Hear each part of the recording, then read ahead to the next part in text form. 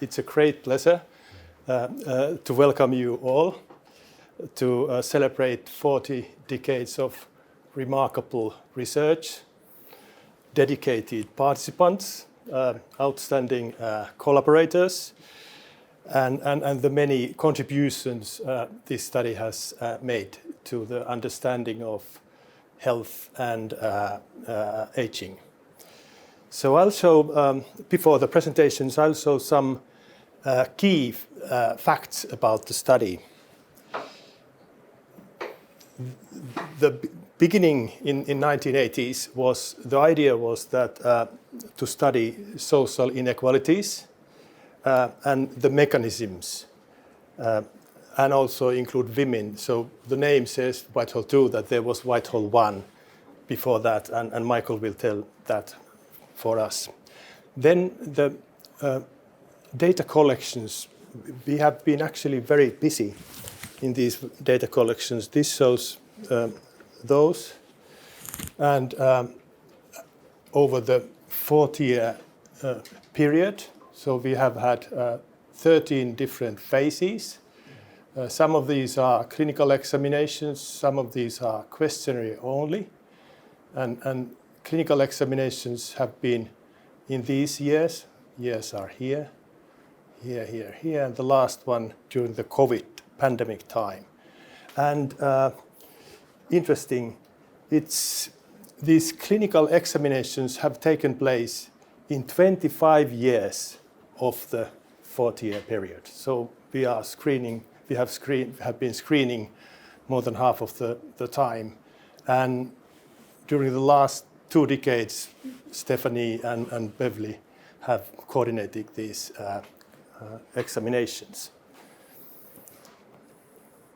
This shows the participation rates over time. So here are the clinical examinations from the beginning to the last examination. And you can see the response rates has been very high all the time. These are actually exceptional if we compare how it is in other cohort studies. Even in the last screening, which was during the COVID period, 71% of eligible people responded. And it was 56% of all Whitehall participants who are still alive. This shows the number of participants in these clinical examinations. So it obviously goes down because people age and so on. But still, it was more than 4,000 in the latest examination. The data collected today, this is quite unique.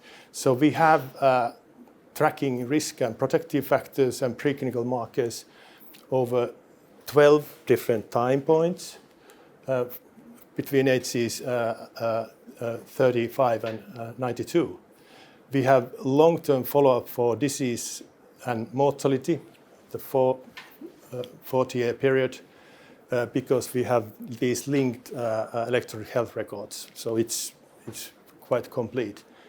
We have a huge number of biosamples, mostly blood, so more than 360,000 biosamples in our storage, which is coordinated by Beverly. And this allows us to do these modern omics type of analysis using these old samples which have been stored there. I'll tell these a little bit later. Whitehall research has had a huge impact. You will hear that more in these following presentations, but it has informed clinical guidelines, policies. A major contribution was the WHO Commission on Social Determinants of Health, which is directly the core of the study, but also then preventive guidelines for diabetes, for occupational health, to prevent vascular diseases, to optimize brain health, and so on. And these will be, the next presentations will tell how. I think in this, the last slide, I would like really to thank you all for being such a great, dedicated participant, continued participating for decades, and we hope we can continue this collaboration also in the future. Thanks.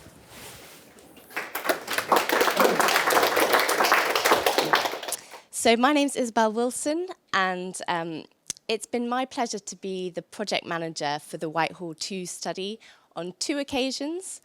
So in 2015, I was here celebrating 30 years of the Whitehall 2 study. And it's been a pleasure to rejoin the team last year, just in time to be celebrating 40 years. So thank you very much to Mika and to Arch for having me back. So I just want to share a little bit with you about a focus group and some of the insights that we had from running a focus group last year. It was actually run on the 16th of May, so exactly a year ago today. This is what we were doing. And I want to give you a bit of background about what's called PPI. So PPI stands for Public and Patient Involvement, and it's something that has changed a bit in terms of how research is conducted. Historically, research might have been conducted to patients or participants, and now it's more often done alongside or with participants so that their voice is also included.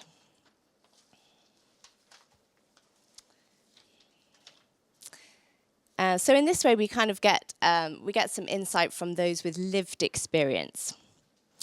So what we did was we held a focus group with 7 participants on Zoom. And this is a kind of moderated discussion about specific topics. And in this instance, we talked about motivations for ongoing participation in the study. We talked about research topics of interest. And we talked about the approach to that and then the impact. So it was led by me and Mika. We ran it together. And I'll just tell you a little bit about how we did it. So we selected a group of participants at random. Our data manager at the time, Andy Ryan, did that. Invitations went out randomly, I think about 130, until we had enough people who wanted to take part. We made sure that it was representative, so that we had men and women taking part, and 4 different age categories. So we had people between 65 and 69, 70 and 74, 75 and 79 and 80 plus taking part. And we also had representation from different employment groups, so from administrative staff and also the executive groups. We made sure that it was anonymous, so those pictures that you saw on the previous slide were actually Google's best, not the people who took part. We ran it on Zoom, so there are some pros and cons of doing things in person or online, but it went fairly well, and it was a 90-minute conversation online. And then we wrote up the report. So we looked at 4 different topics during our discussion. We talked about ongoing motivation for staying in the study. We talked about the current research and future data collection, and then maximizing the benefits for public good. So motivation for staying in the study.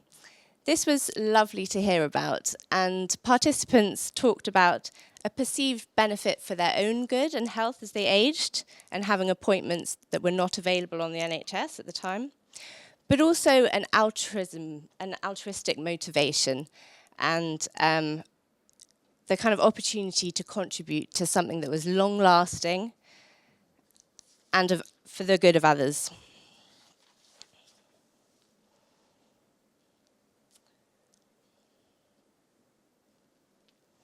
So the next part of the conversation went along the lines of, just as Mika alluded to earlier, the kind of what the current research was and what guidelines have been Whitehall had contributed to. And then we asked the participants what they were interested in, what topics they would like future research to focus on. Topics came up like dementia, frailty, loneliness, cancer risk, mobility, deafness, and sensory loss, and also how that contributed to isolation and loneliness, and improving the quality of life at older ages, and how to reduce that period of decline in older age. We then talked about future data collection and the approach, the benefits of electronic versus paper data collection and data linkage, home visits versus clinic visits. And then we talked about how the study could be used for maximizing the benefits and for contributing to the wider public good. The participants brought up the ideas of combining work with others, collaborating, distilling big findings into bite-sized chunks that were then publicizable, and also using Whitehall data to address prominent public health questions that were already out there. So it was a real pleasure to hear from the participants. Their contributions were incredibly valuable and super insightful into these topics. So we were very grateful for their time. And what we did next was to kind of write up a summary of that. We wrote up a report, which is now freely available on our Whitehall website. And this was circulated to our research group and highlighted at our monthly governance meeting, which is attended widely from colleagues across Europe. The findings will be incorporated into planning and grant writing, and it was also made available to the Scientific Advisory Board at their annual meeting. And so key messages from the participants were also incorporated into the discussions around future work there. So if you're interested to read the report, you can find it on the website. If you go to the participants area, you can go to focus groups, and there are 2 there, and you can read the full report. And we will do this again. So if you'd like to take part in the future, you can email the study email address, which is there, but also findable on the website. And it just really leaves me, again, to say thank you very much to the participants who took part. And I'm just going to leave you with some quotes from participants, and I hope that resonates with some of you who are in the audience today and perhaps also joining with us online. So being part of Whitehall 2 was clearly valuable. No great burden. All positive. Testing was fun. It's nice to meet old colleagues. It was a good experience. And this is my personal favorite. I would love to go on doing it. Thank you. No, thanks. I will talk about what happened before, a little bit about what happened during, and what happened after. And Mika, in a way, referred to this. My book, The Health Gap, was published 30 years after we started Whitehall, but the opening line of the book was, why treat people and send them back to the conditions that made them sick? The Whitehall 2 study was very much looking at the conditions that keep people healthy and make them sick, not primarily at the health care system, important as that is. And when I talk about from Whitehall to the world, the gradient has been an important part of it. The professors who began the first Whitehall study, Professor Donald Reed and Professor Jeffrey Rose, were very important in setting the context of what we did. I published a paper in 1978, slightly complicated, but I was looking at mortality from heart disease, but because there were problems with changes in the way heart disease was classified, I used a rather general category, mortality from non-valvular heart disease in men. And this is social class 1 and 2, the higher, and social class 4 and 5. You will know, I'm sure, that conventional wisdom had it, that it was high-status people who got heart attacks. When a government minister got a heart attack, a football manager, people would say it's the stress of the high-status job. And indeed, there was some evidence in England and Wales that it was the higher-status people who were at higher risk. But after 1951, that changed. It leveled off a bit for the higher status people and kept rising for the lower status. So that social class relation changed. And when we began Whitehall 2, I asked the question, who spread the rumor that it was more stressful to be high status? Oh, you know, the problem of being a chief executive and having to worry about my 3 houses and who's looking after the yacht. It's so stressful. Which chief executive do you know that was scrambling to get to the bottom of the heap where life would be more pleasant? It was a convenient rumor, I thought, that it was more stressful to be on top. And to the extent that stress was playing a role, the data tended to bear this out. So Martin is here. I saw Martin, there he is.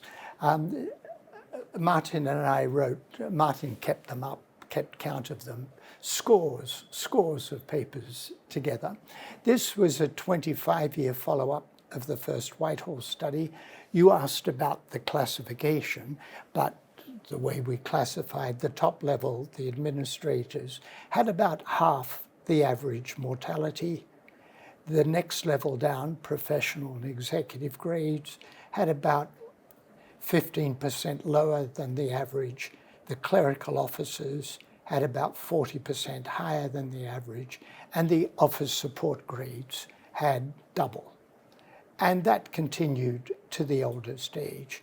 The relative differences got less, but the absolute differences got bigger. I said at the time that a high-grade civil servant was the endpoint of biological evolution. When Darwin got to there, he stopped. The perfect biological specimen was an administrator in the British Civil Service. And why did this come about? Well, we looked at the conventional risk factors: age, smoking, systolic blood pressure, plasma cholesterol, height, blood sugar, and they did make a difference. But even after adjusting for all of those conventional explanations, there still was a gradient. In fact, the conventional explanations accounted for maybe a quarter of the social gradient. What else was going on? And it was partly to answer that question that we started the Whitehall 2 study. But I want to talk about the gradient. You will know that the British Civil Service excludes the richest people in society. No bankers, no hedge fund managers, no Russian oligarchs. And I would not like to live in London on the salary of a messenger or a doorkeeper in the British Civil Service, but it does exclude the poorest. Everyone's employed. People have places to go home and sleep. So excluding the poorest, excluding the richest, and we have this remarkable social gradient. It's not just people at the bottom. And when still people talk about inequalities in health, they tend to talk about the poor health of the poor. I do it all the time. When the tragedy in Grenfell happened, I looked up the life expectancy figures for that area of the Royal Borough of Kensington and Chelsea around Grenfell. 16 years shorter life expectancy around Grenfell than in the ambassadorial rich part of the borough. So we talk about the poor health of the poor. What Whitehall showed us was it was a gradient. People second from the top, higher mortality than those at the top. People next level down, higher mortality than those above them, lower than those below them. That's different. I'm sorry? Would you mind if the photographer took some photographs of the That's okay. That's different. Looking for explanations for the gradient is different from looking for explanations for poverty. And the gradient is a remarkably general finding. This is under 5 mortality rate, and a lot of my work post-Whitehall has been around global health, classifying people by wealth quintile. You can see the gradient. One of my distinguished collaborators said, isn't the problem really the bottom, the worst off? Well, no, it isn't. Look at the second richest group in India. Their children have higher mortality than the worst off group in Peru. And in Peru, the best off group has higher child mortality than in Finland, in Europe. So the gradient means that we've got to deal with the whole of society. Now, the causes of the gradient in under 5 mortality in low and middle income countries may be quite different from the causes of the gradient in cardiovascular mortality. But look at this. From southern Brazil, one of our collaborators, cardiovascular disease, classifying the level of the district. The lower the socioeconomic level of the district, the higher the cardiovascular mortality. And in fact, he calculated about 45% of all cardiovascular deaths in Porto Alegre could be attributed to having a socioeconomic level below the top. The gradient, which we described really first in Whitehall, turns out to be a remarkably general phenomenon. Some Norwegian colleagues came to London. They said, we have a gift for you. They gave me this publication of the Norwegian government, The Challenge of the Gradient. They said, this is Whitehall. This is the Whitehall study. We've taken it to Norway, and we're trying to think what the policy implications are in Norway. Yeah, I don't know that I want to dwell on this too much. I'm still plugging away at it.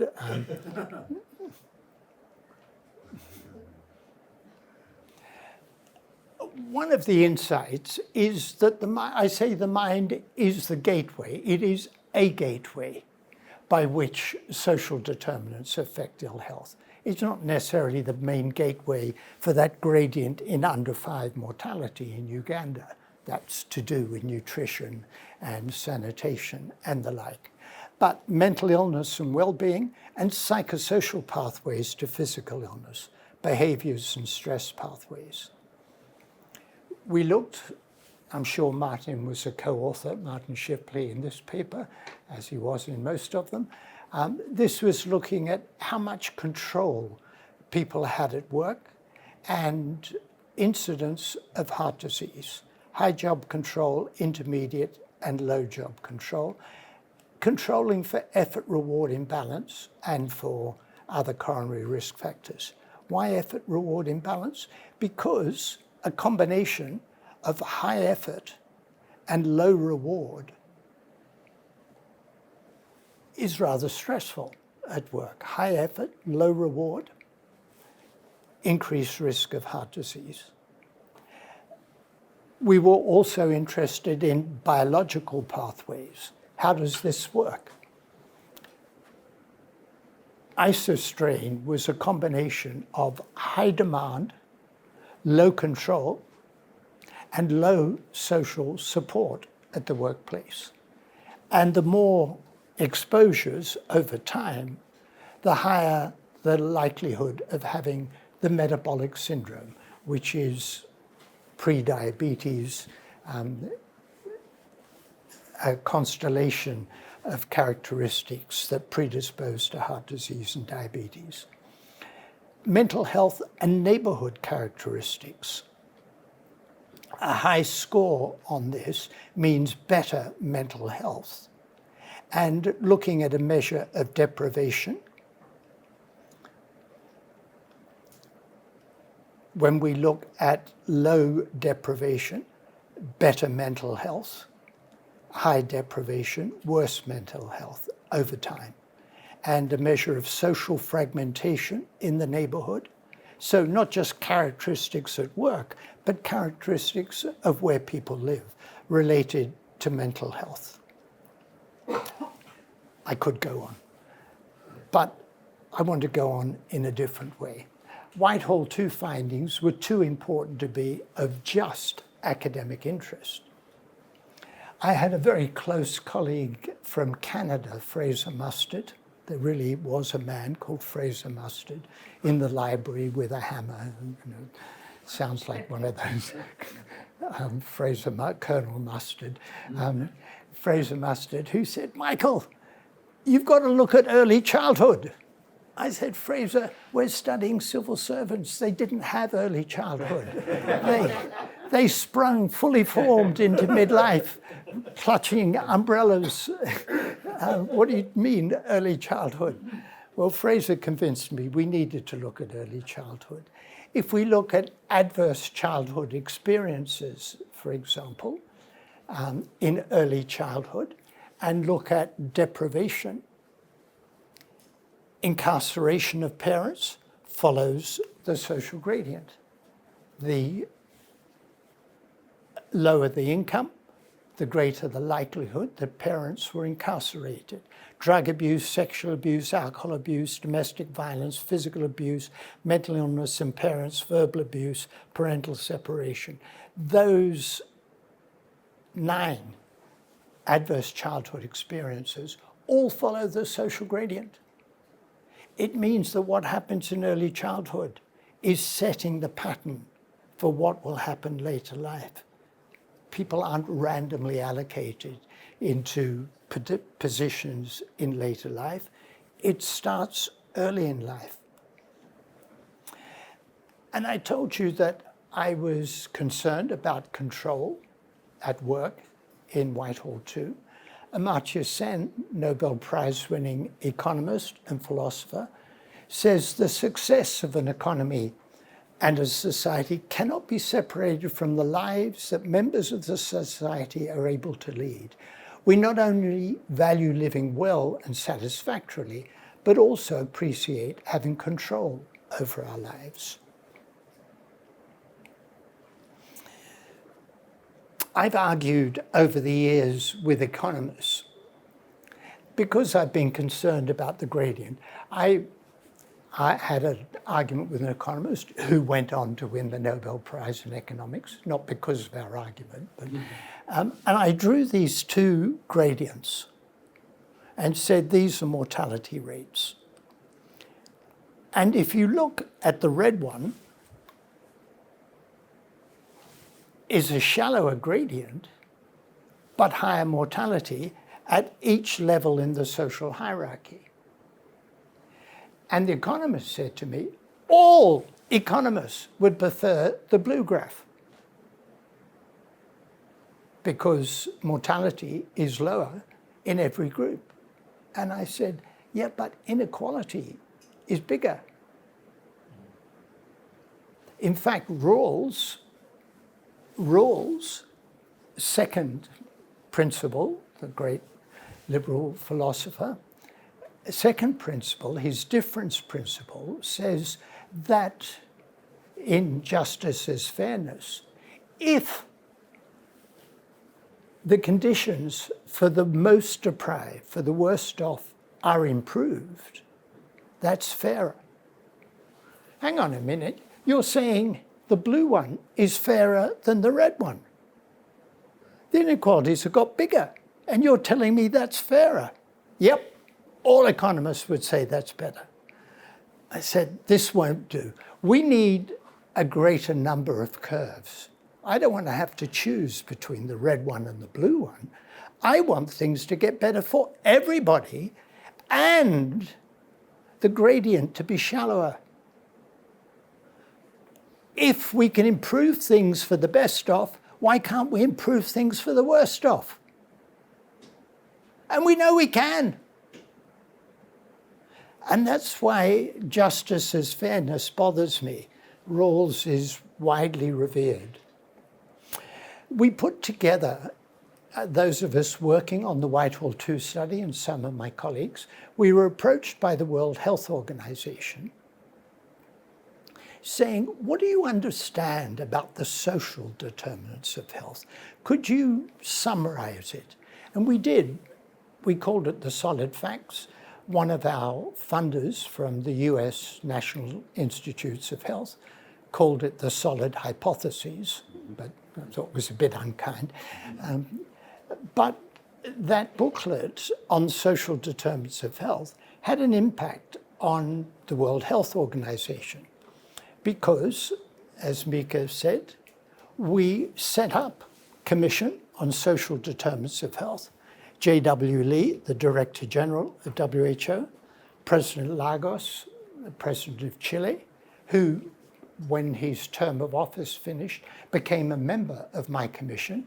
I felt a bit odd as a humble academic chairing a commission that had President Lagos, the former Prime Minister of Mozambique, the ministers Amartya Sen. I said, what am I doing chairing this thing with all you distinguished people? They said, you know something about the topic.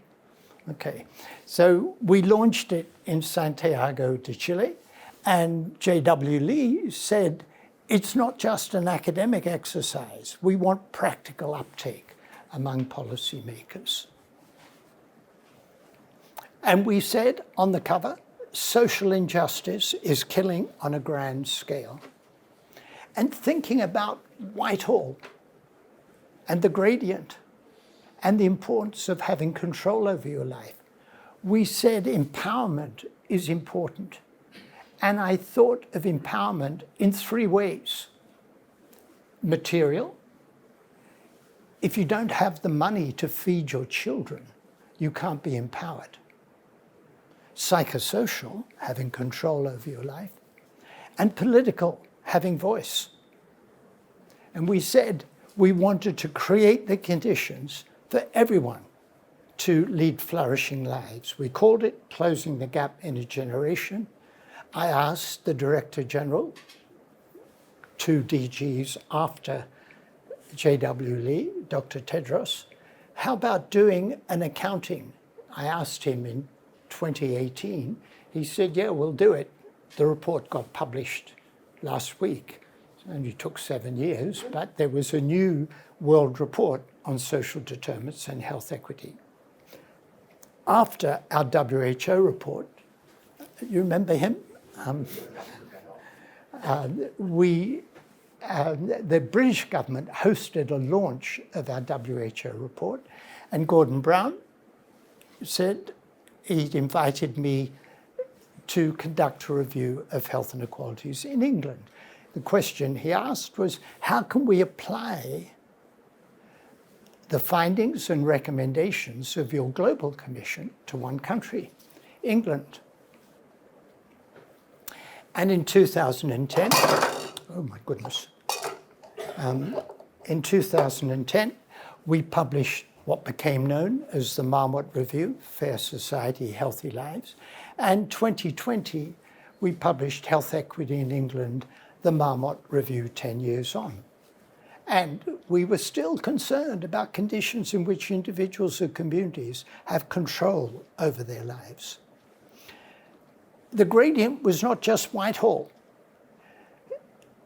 If you look at neighborhood income deprivation and life expectancy, and disability-free life expectancy, wow, it runs all the way from top to bottom. And disability-free life expectancy, you know, government ministers now are wringing their hands about disability benefits and what are we going to do? We said way back in 2010, if you raise the pension age to 67, 2/3 of the population will not have disability-free life expectancy as long as 67. If raising the pension age means that people, instead of having pensions, go on to disability benefits, you won't save any money. And now they're wringing their hands saying, oh, the cost of the disability benefits is too high. Yeah, we predicted that. And the fundamental unfairness that people lower down, work all their lives, and don't get to enjoy a healthy retirement. That's why what we've been doing in Whitehall 2 and beyond is so important. And if you look at what happened by region, this is deprivation, the social gradient. If you're rich, it doesn't much matter where in the country you live. That's London and the northeast. The greater the deprivation, the greater the disadvantage of living in the northeast compared with London. The gradient is steeper. Now look at what happened over time. The dotted line, 2010-12, life expectancy improved across the gradient in London. Life expectancy declined in the northeast, in the poorest, the next decile, no improvement. The bottom 60%, no improvement or reduction in life expectancy over the decade after 2010. Could I whisper the word austerity? And coming back to what I showed you in southern Brazil, here's the gradient in life expectancy. Instead of focusing on health of the poorest, I said, why don't we look at health of the richest? And I don't mean water skiing accidents while on holiday in Bermuda or something. I mean the life expectancy or the mortality of the least deprived 10% shows us what's possible.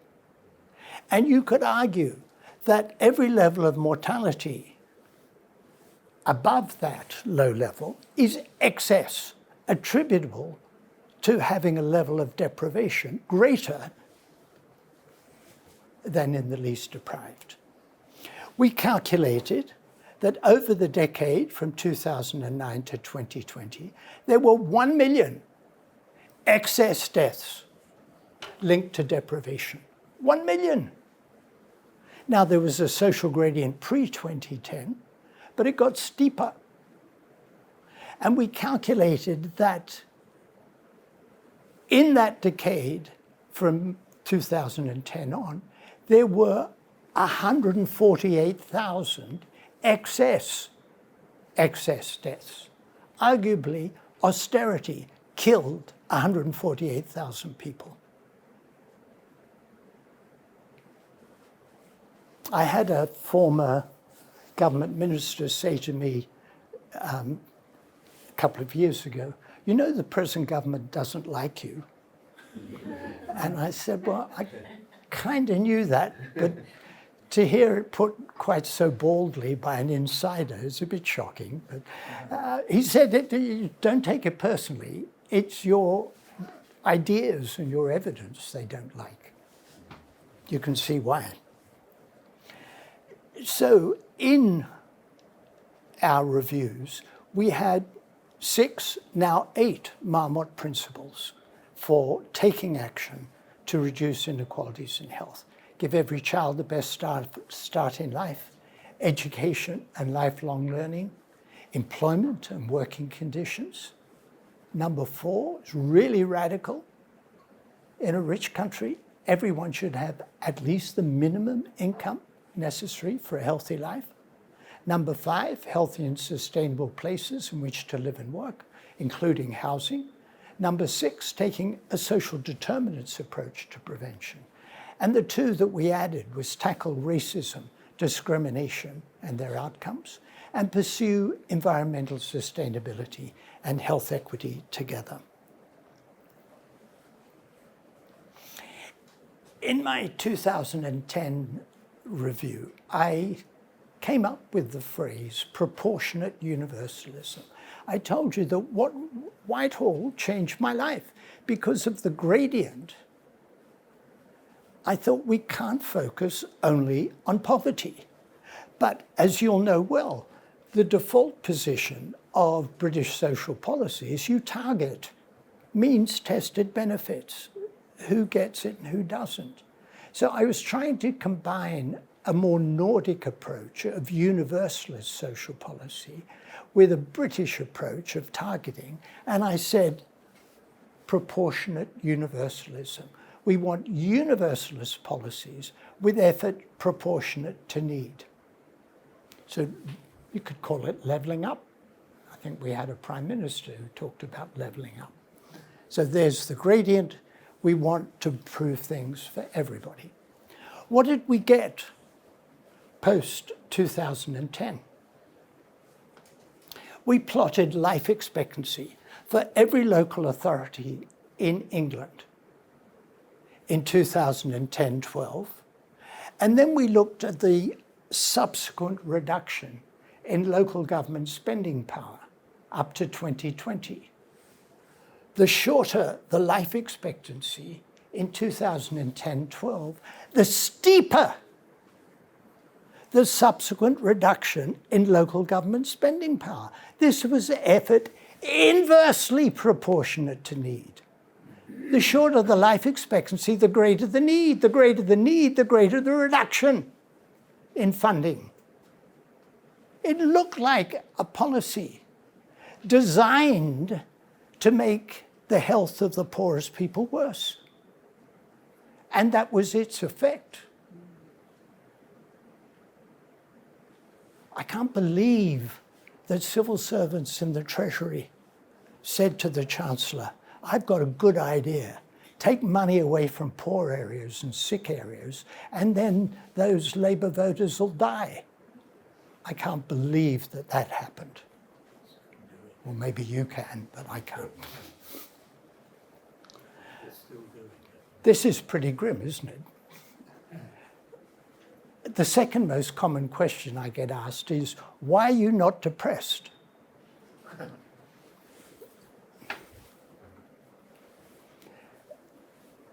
I was asked to co-chair a global council on inequality, AIDS, and pandemics.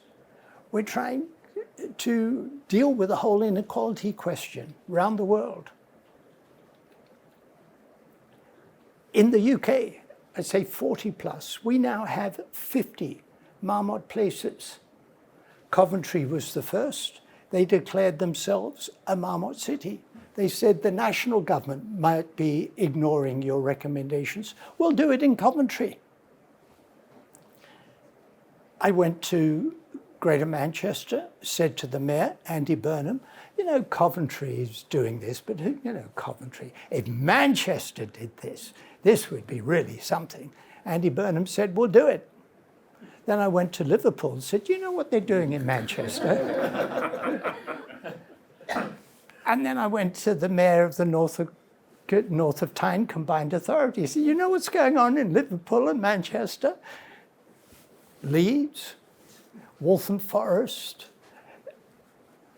all around the country. Lancashire and Cumbria, Gwent in Wales. The Cabinet Secretary for Health in Wales declared at a WHO meeting a few weeks ago, he will make Wales a Marmot nation.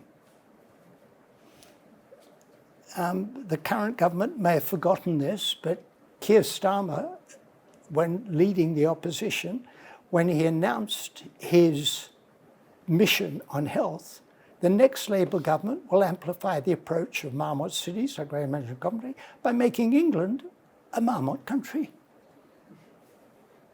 That all started with Whitehall.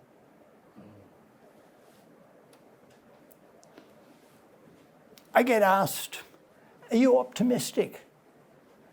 You only have to read the newspaper to say no to that question.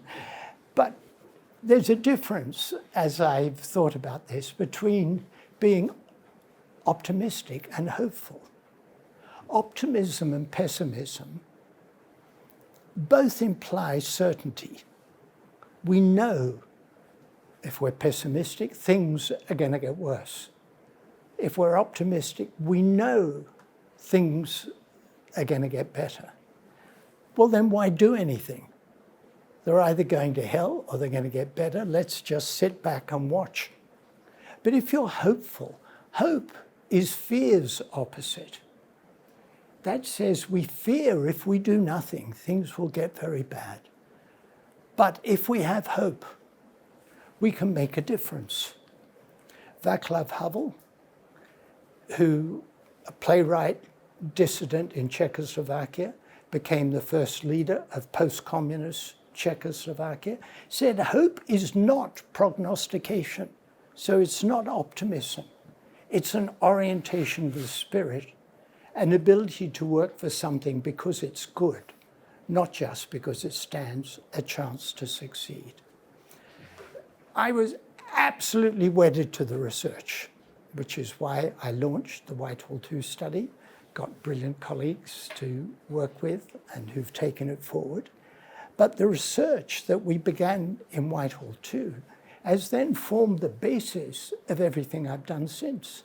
My wife used to say, Michael's trying to change the world one flight at a time. I'm now trying to change the world one train ride at a time. You know, whether it's Medway, Kings Lynn and Norfolk, Birmingham, Leeds, people are taking this on. We have good reason to be hopeful. Thank you.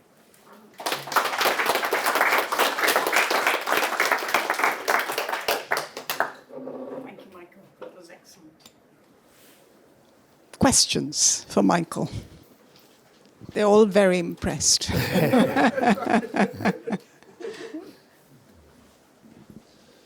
Much of what you've talked about today is intuitively, as one might expect. To what extent do you believe that the Whitehall study was necessary to prove and to demonstrate that? Yeah, that's a good question. Do we need the Whitehall 2 study? The first thing is that most people, if you ask people about inequalities in health, the first thing they say is poor people have poor health. And they don't usually get beyond that. What the Whitehall 2 study showed, and the first Whitehall study showed, was the gradient. And that really changed the discussion. The second thing they say is it must be the healthcare system. If you ask people about their health, they say, oh, my granny got brilliant care in the NHS, the nurses were wonderful, and they looked after a bit less today than people used to because of neglect of the health service. Or do you know how difficult it is to get to see your GP? When you ask people about health, they think about the healthcare system. And so Whitehall 2 did two very important things. One about the gradient, and the second is establishing it wasn't just about the healthcare system. It was about a whole set of other things. Latterly, it's been very much about aging. And we've had, I think Archer's going to talk about this, but all kinds of new findings that I don't think one could easily have predicted. That many of the best research findings, once you see them, you think, oh yeah, of course, I always knew that. But in fact, we didn't. Many of them, once you find them, look like common sense. But before that, we didn't know it.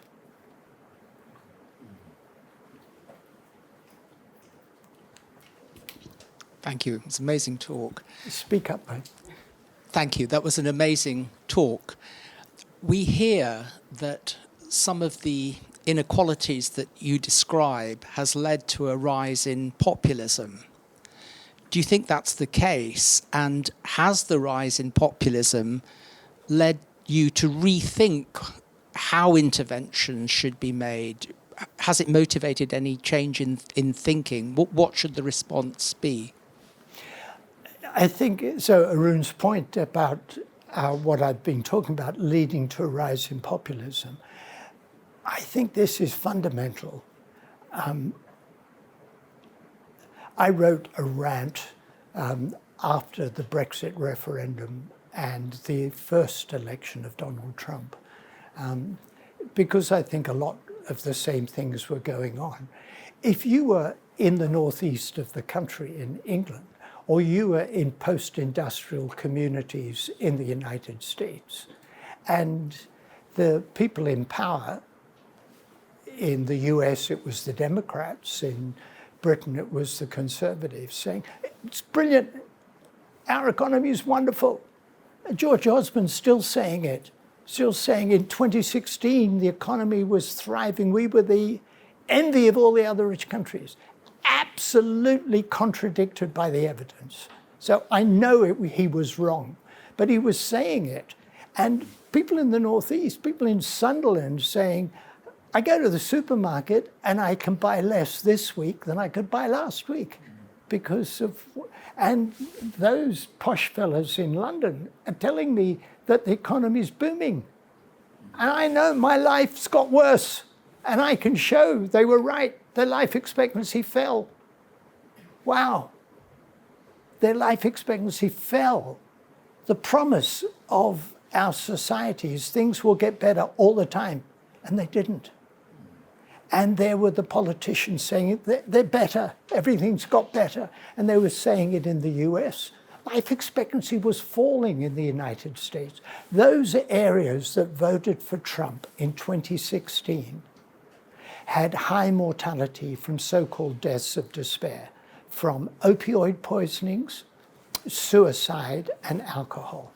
The greater the deaths of despair, so people were either poisoning themselves or voting for Trump. Not much of a choice, really. And it wasn't Trump that caused the self-harm, it was the self-harm that caused Trump. So it was precise.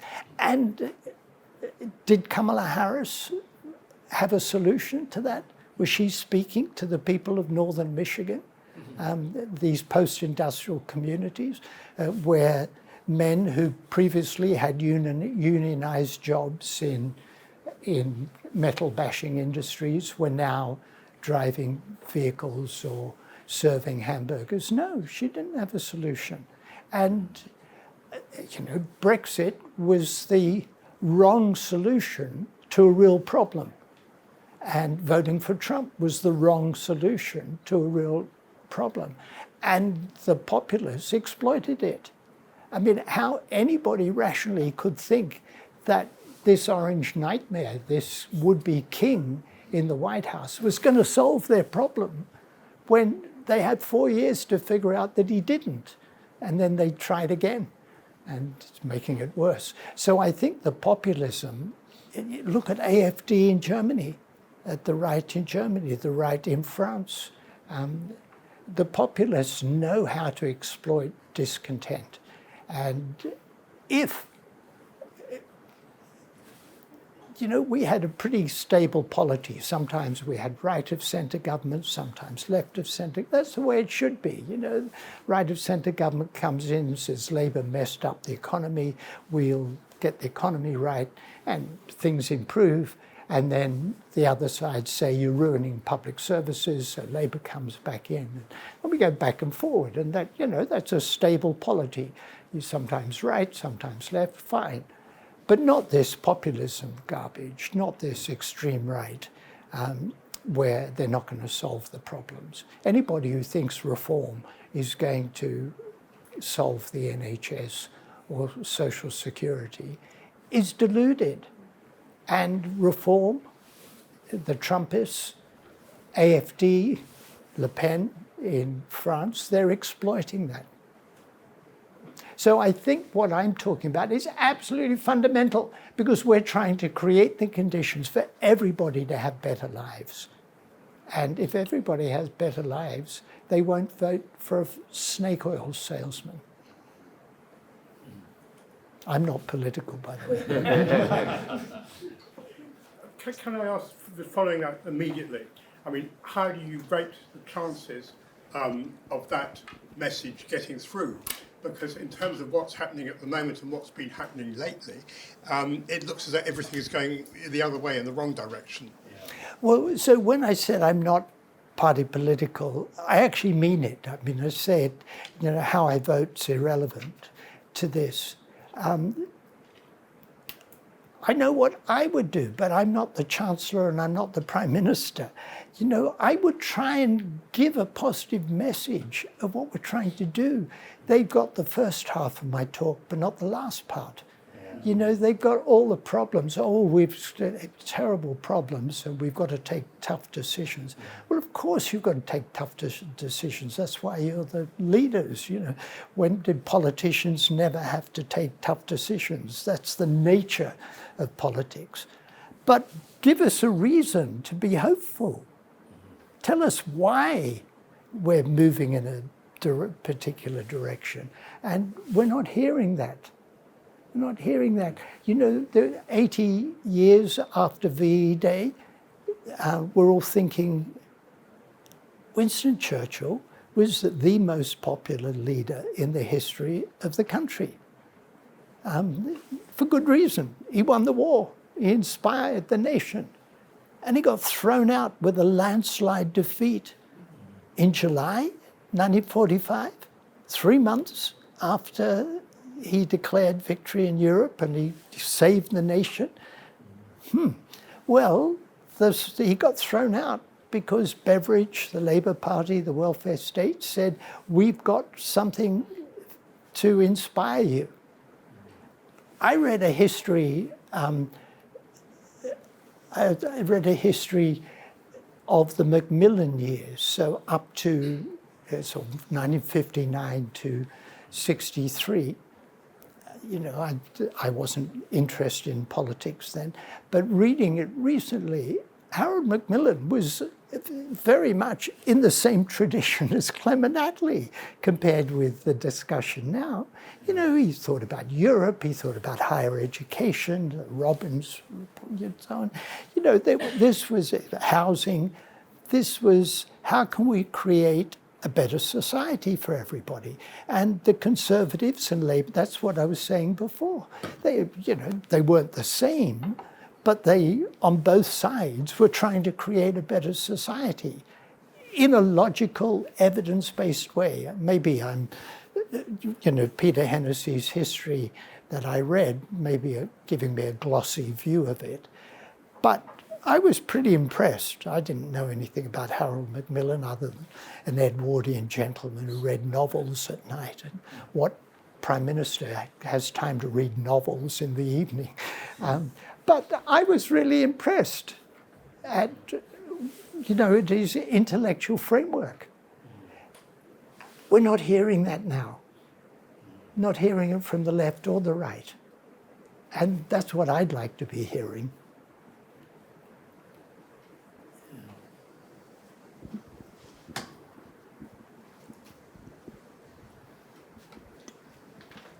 Asa. Thank you. That was a fantastic talk. I wanted to ask, I believe one of your Marmot principles, the fourth, if I have it right, was that everyone should have a minimum standard of living to have a healthy lifestyle. One of the ways the UK has gone about doing this is by the annual calculation of a living wage. So, for example, in London, we have the London living wage. And it's a great concept, but unfortunately it has some flaws. For example, it's just a weighted average of the kind of the income that would be needed by different family types. So that means that for some families or for some people, it's not quite enough. And I was just wondering what your take is on how we go about approaching making sure that everyone has the minimum living wage or minimum standard of life. Yeah, if you look at people at households in poverty in England, the majority of households in poverty, people of working age, have at least one adult in work. So they're 70% of households in poverty are in working households where at least one adult is working. That means they're not being paid enough. They're not being paid enough. And the picture got confused between the minimum wage, the living wage, which George Osborne introduced, which was not the real living wage. What he called the living wage was less than the real living wage. So that confused the picture. If people get the real living wage, that probably is enough to meet the basics, but the so-called living wage is not. Then, if they're on universal credit, the Joseph Rowntree Foundation and the Trussell Trust calculated. You can see why I'm not a politician, because I rely on the evidence, rely on the data. So the Joseph Rowntree Foundation and the Trussell Trust calculated the cost of meeting essentials. Universal credit pays about 70% of the cost of meeting essentials. So if you're on universal credit, we guarantee you'll get sick because you haven't got enough money to heat your dwelling, to buy nutritious food, clothing, toiletries, light, and the like.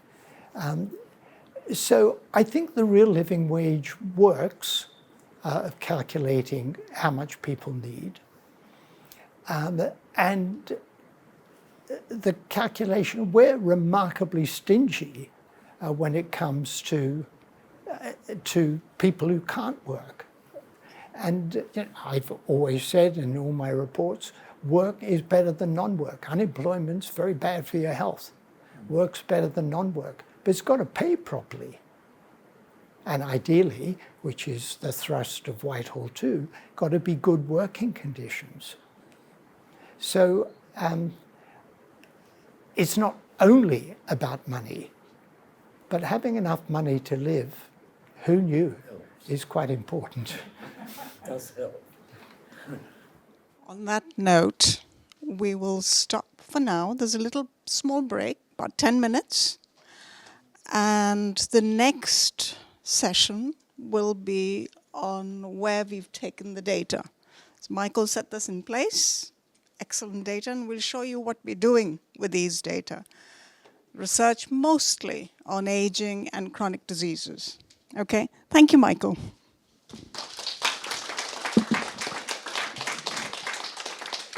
We're back for the second session. We're going to tell you a little bit about what we've been doing with the data collected so far. So first off is Adam. He's going to be talking to you about diabetes.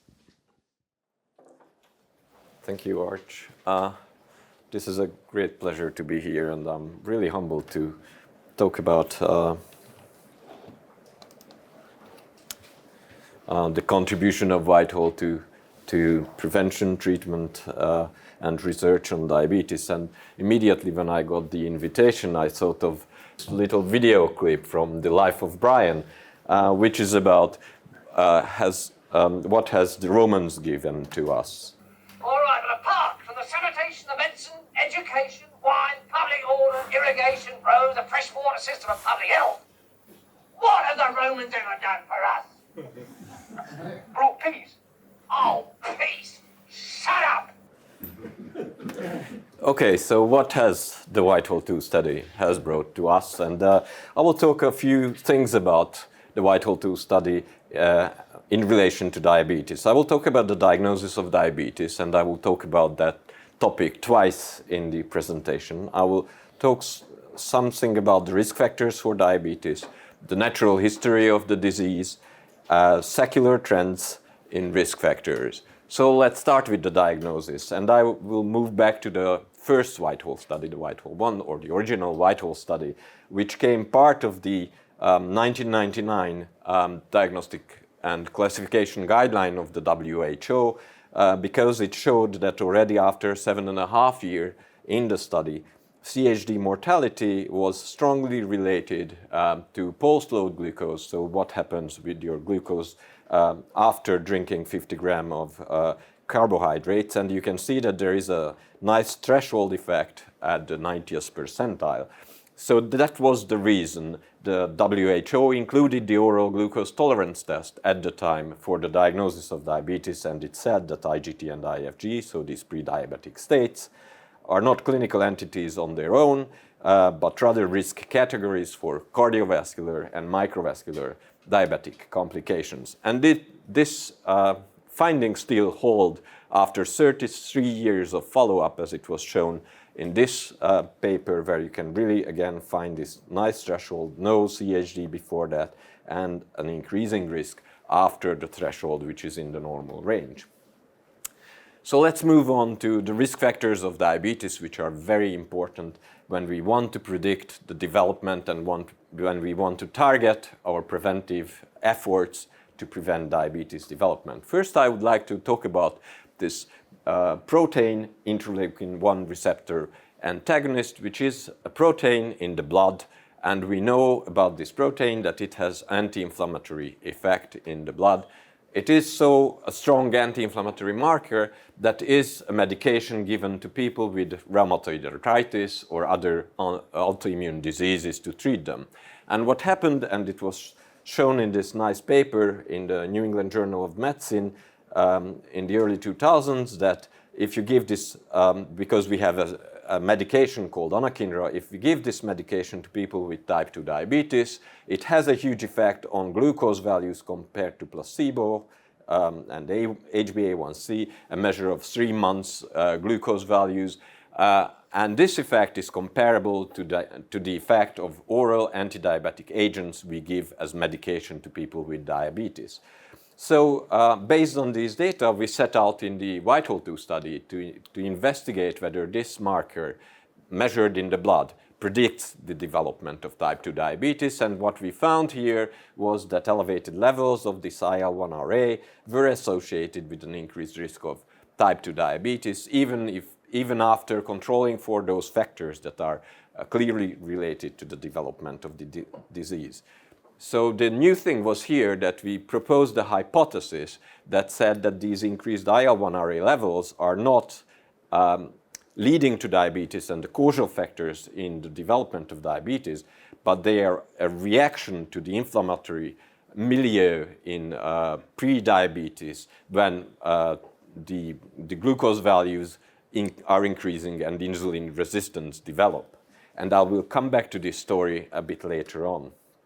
So the other thing I would like to talk about is social inequalities, and Sir Michael already introduced this theory very eloquently, and I'm not going into much of the details here, but what I want to show you here now that how much of the proportion of the risk associated with social inequalities in the risk of diabetes could be explained lifestyle differences and biomarkers that lead to type 2 diabetes development. So this is again a follow-up study, and you can see that there is a 90% increased risk of developing type 2 diabetes in those people in the lowest gradient, social gradient in the VITAL-2 study.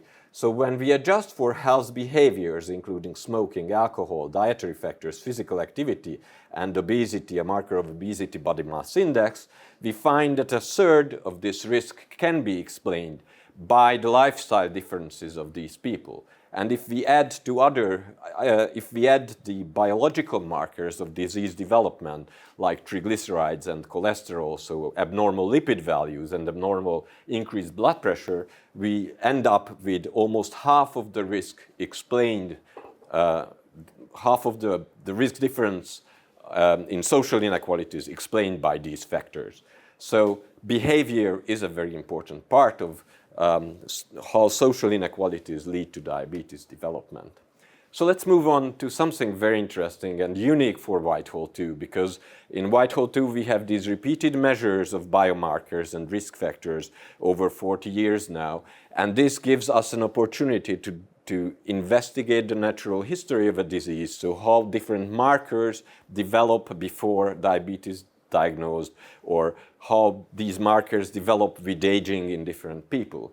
So the first analysis I want to show you is about proving or disproving a theoretical graph of the development of type 2 diabetes. So what you see here is a theory how type 2 diabetes develops, showing how fasting glucose values are increasing before diabetes development, and time 0 is the year when diabetes is diagnosed, how post-meal glucose probably increases before diabetes, how insulin secretion increases and then falls, and insulin resistance develops and stays constant over aging of these people. So this is theory, but we didn't have really proof what happens before diabetes in real lives. So let's focus on what happens before diabetes. And now you can see on the left-hand side what is the theory, and on the right-hand side what we found in real people, in real life circumstances, how these markers develop before diabetes. So time 0 is the development of type 2 diabetes, and we start to compare these two graphs. You see that there is an increasing, very shallow increase in fasting glucose, followed by a much steeper increase in the last 2-3 years before diabetes, and this is not corresponding very well to this theoretical graph.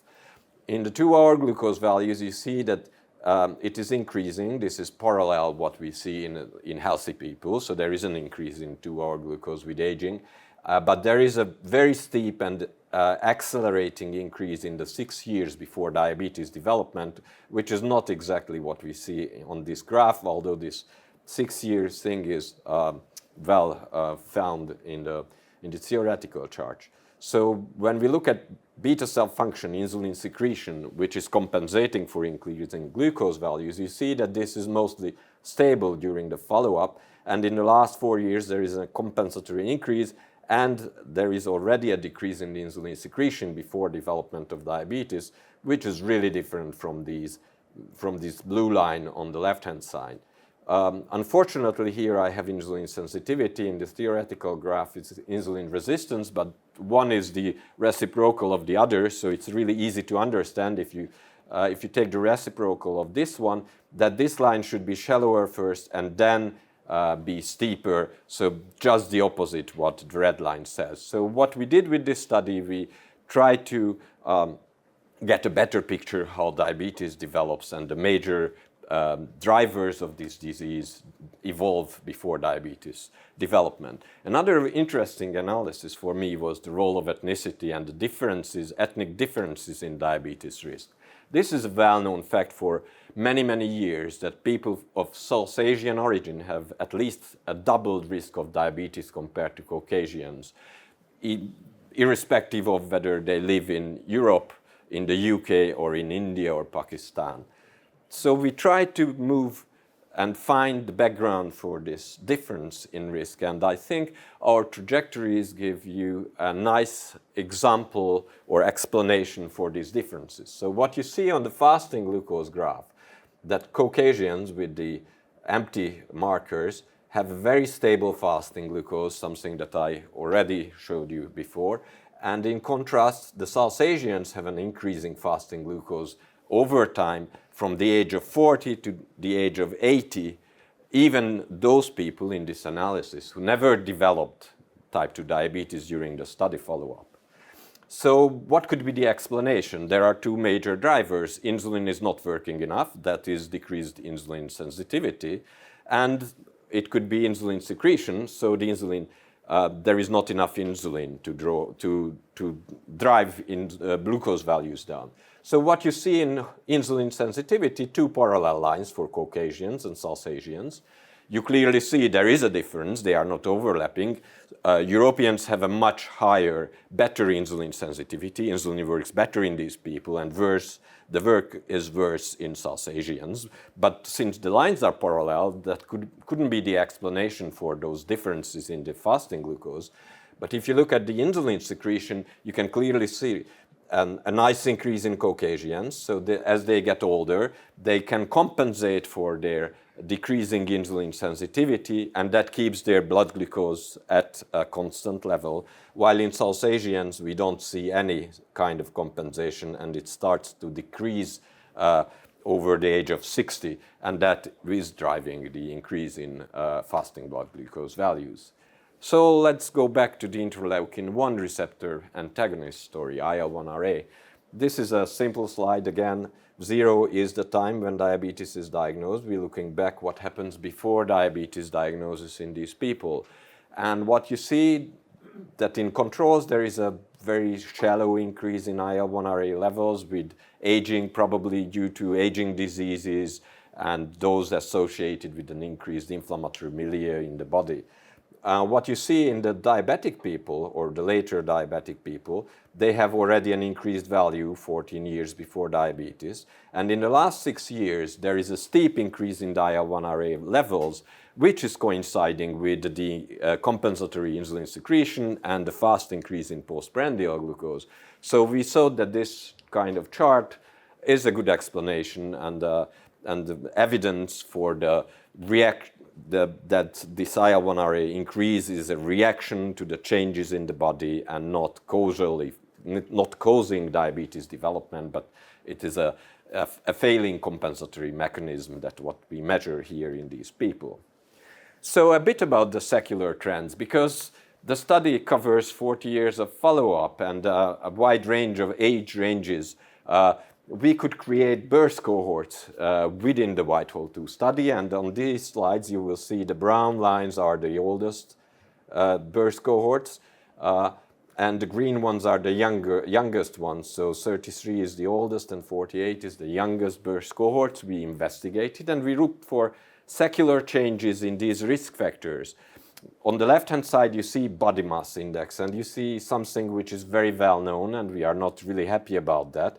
This is the obesity. This is a reflection of the obesity epidemic in the world, that as we get to younger birth cohorts at the same age, around 60, the BMI of those, or obesity measures of those people in the oldest age cohorts were much lower. They were less obese than the youngest ones. So this is the obesity epidemic, which is driving the diabetes epidemic in the world. On the other hand, we see some very nice news about cholesterol levels. Again, the order of the lines is the opposite compared to this one. So the oldest one had the highest cholesterol levels at the age 60. And as we get to the younger cohorts, the cholesterol levels are much, much better, which is a reason why cardiovascular disease risk is decreasing in this country and worldwide. So in the last part, I want to move back to the diagnosis of diabetes again, because again, Whitehall made an impact on the diagnostic criteria or the diagnostic methods we use in type 2 diabetes. And now we are moving from the oral glucose tolerance test, which was put in the diagnostic criteria in the 90s because of Whitehall 2, to an HbA1c based diagnosis. HbA1c as a marker, glycated hemoglobin, which reflects your blood glucose values in the last three months, and it is easily measured. You don't have to be fasting for that, so it's very simple to be used in screening tests. You can use it even after a meal or in the evening. So what we did in this analysis, we were comparing different groups of people. Those with no diabetes, they are the reference group. We compared those people who had been diagnosed by an OGTT within the study, an oral glucose tolerance test, but this diagnosis was not confirmed during the follow-up by an A1C. And we compared these people to those who had diabetes at the beginning of the study and those people who got diabetes by OGTT, and it was confirmed by A1C.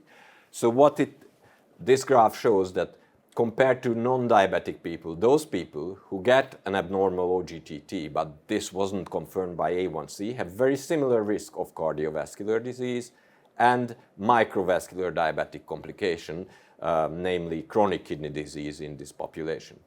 Those people with known diabetes have double the risk, or almost double the risk, of cardiovascular disease and kidney disease. This is the second marker here. And surprisingly, the third marker shows that only people who got OGTT-based diabetes confirmed by an A1C have an increased risk of type 2 vascular complications of diabetes, which means that we can safely move on from an OGTT-based diagnosis to an A1C-based diagnosis, and we don't get a higher risk of cardiovascular and microvascular diabetes complications. So with that, I will just go to the conclusions of my talk and again show what Whitehall-2 has given us. In terms of risk factors for diabetes, we showed that lifestyle factors explained a third of the excess risk associated with socioeconomic status. In terms of the natural history of diabetes development, we described these temporal changes in glucose values and the drivers of diabetes development, insulin secretion and insulin sensitivity, and improved our knowledge on the natural history of this disease.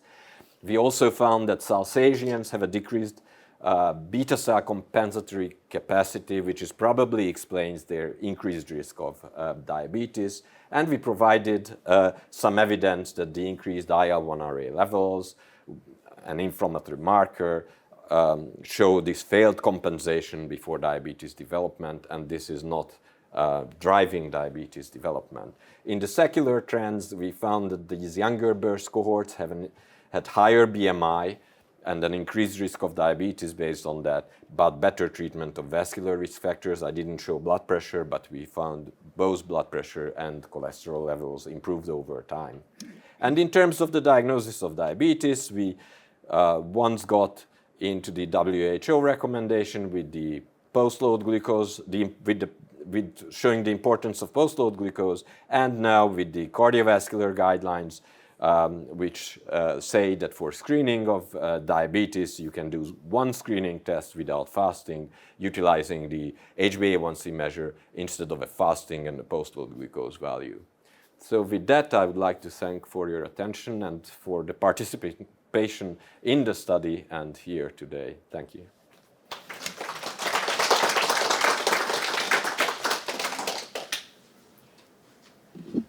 Thank you. We don't miss the fasting glucose. Any questions? One quick question. Mika? Now there are these new drugs to reduce weight, I mean, for obese people. What do you think do they change the upward trajectories in diabetes in the future, or is it not so critical? I think it's very critical, and I think it's a very important question, because we now have these new medications that can really reduce weight in a comparable level to what we see with bariatric surgery. 20% of your excess weight or all your weight can go away with these new medications. And I think this is the only way we can stop the obesity epidemic, that we give these medications to people who come to my office in the diabetes and the obesity clinic, where we can give them these medications, because these people are the ones who are unable to treat their obesity and their hunger, and these medications work very well on this. And I think this could only work if we keep in our mind the social inequality part of it, because obesity is socially patterned as well. So we have to give it to everyone, and I feel that the UK is doing very well in terms of treating obesity, starting with the most obese and most at risk of vascular disease, and gradually increasing the number of people based on their risk factors who will get these medications, and we'll be able to give it to everyone, hopefully, who needs that. Thank you, Adam.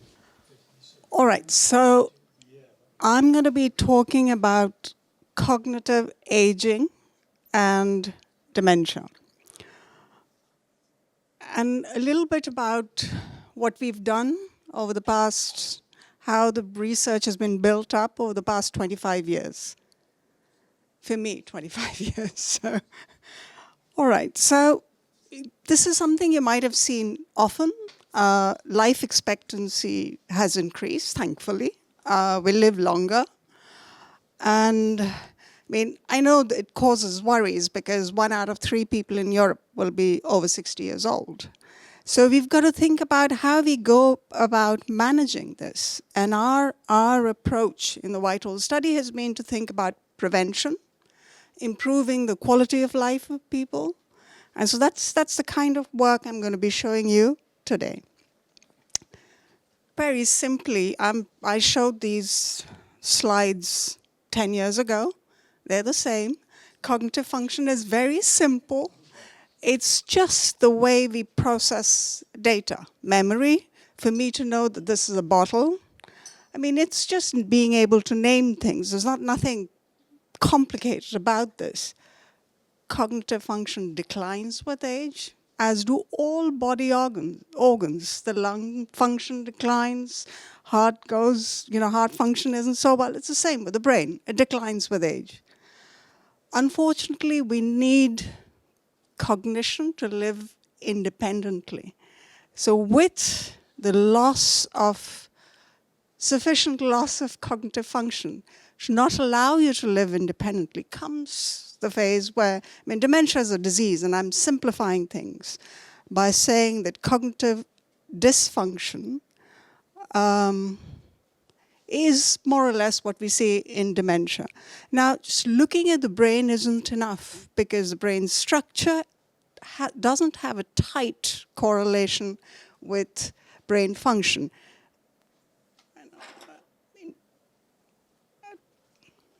This way? Yeah.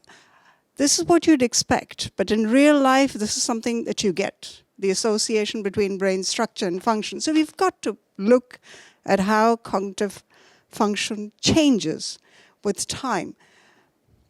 I'm not going to get into the difference. There's a biological definition of Alzheimer's disease and other dementias, and there's a clinical definition. We're not going to get into the various definitions here, but most dementia is Alzheimer's disease. That's all I'm going to say about this slide, and tell you what we've done in the study. So the nice thing, as you know, about the study is that it's been going on for 40 years, and I don't know whose idea it was, perhaps Michael's, to add cognitive function to the clinical examinations that we do.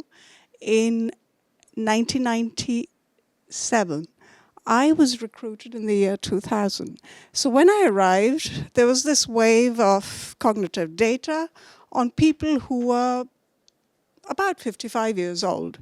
So we've continued to collect the cognitive data over the follow-ups. And as you might know, you've consented to this, so you would know that the participants' data is linked to the hospitalization data. So where we get diagnosis of dementia and other diseases. Then there have been sub-studies along the way. I think, yeah, the people from Oxford are here. They did an MRI study at some stage. And then there have been a range of other studies. The other nice thing about the study is that we've stored blood samples all along. So we can go back, for instance, we could go here, we could go here, unfreeze the blood samples and run assays for biomarkers. Our approach, as I said to you, looking at cognitive aging is the life course or the prevention perspective. This allows you, so this is a simple figure that shows you, someone with very good cognitive function over time, over age, and this is someone at, the lowest functioning individuals. Now, there are loads of people, and we don't do this because the data doesn't allow that, have looked at this part, the early development, because there is quite a lot of the brain, there's quite a lot of brain plasticity here. So early education, nutrition can change function. But the part we're interested in here is understanding what causes cognitive decline. Then we could act on the factors that cause cognitive decline. We could modify the rate of decline. We could identify risk factors for dementia if we take into account this longitudinal process that is cognitive aging. Now we've looked at cognitive decline. That we've done range of papers. I'll show you one that results for one paper that shows you that atrial fibrillation. So this is the gray line that you could see here. People without atrial fibrillation. That whatever the age, and here's age, people with atrial fibrillation have faster cognitive decline. So these are people who are 55 to 65. These are the older people, have faster cognitive decline than their age-matched peers. So it's important. I mean, what this shows you is that preventing or managing atrial fibrillation is important, even in middle-aged people. Now, a lot of work when I started work in this area, a lot of the work on dementia was done in studies where participants were 65 and older. So these were sort of the well-known studies. They recruited people who were older than 65. So none of them had risk factors measured in midlife or in early life. And that's how work continued for a long period. And then the neurologists or people who work on biomarkers of looking at changes in the brain, they've shown that before you have a diagnosis of Alzheimer's disease or dementia, there are changes in biomarkers levels almost 20 years before diagnosis. And that led to this paper published by the American NIH saying that if you want to look at risk factors for Alzheimer's disease and dementia, you need to look at risk factors early in the life course.